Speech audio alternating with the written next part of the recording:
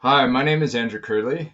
I'm an assistant professor in the School of Geography, Development, and Environment, the University of Arizona.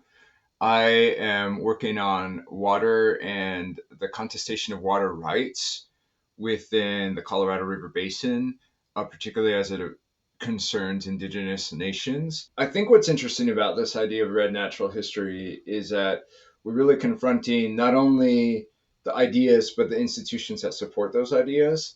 Working within academic institutions, it it was striking that they are uncritical or unreflexive of their own culpability in the production of a Western epistemology, what Sarah Hunt, Indigenous scholar in Canada, calls a colonial scape in a broader sense. The making of our landscape into these colonial places with colonial references and terminology. We're surrounded by it. We're subsumed in it. Looking at it specifically with the Colorado River, the water is is understood now in colonial epistemology, in the colonial theory of knowledge, as acre foot of water. Right? It's in this quantifiable unit that is then tradable, sellable, and is a basis of a right of use, right to exploit.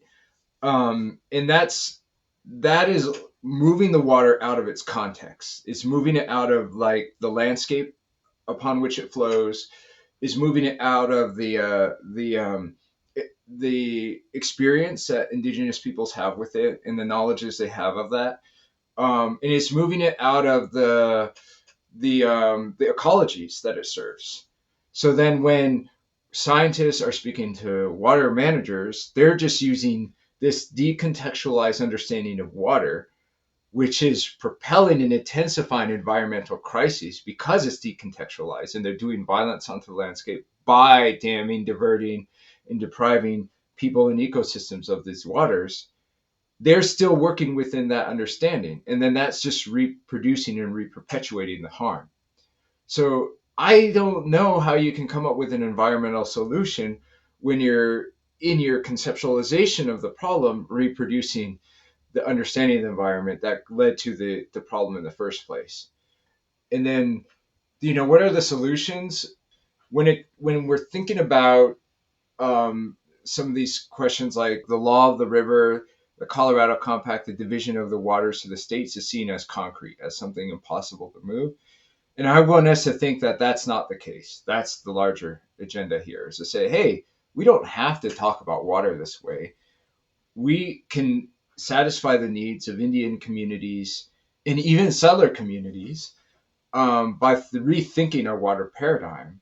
What this kind of work offers is a way for us to conceptualize ourselves outside of the bind of the existing water rights regime, so as to imagine other possibilities, which need not be in the static way that institutions define that approach. Right? Like when people say, "Oh, how does this work in the real world?" It's like to say, "Oh, put away all these ideas of a better future and just limit your thinking to what you can actually do to make money for yourself at this particular point in time." And I think if we were to really examine the history of science, we would find the most innovative solutions are the most creative solutions. And what's interesting is the way that we are doing science in these institutions is to dissuade people from creativity. And I think that's a real disservice to students to put it in those terms. It makes people cynical in ways, it makes 20-year-olds cynical about changing the world, which is like really a terrible thing to do.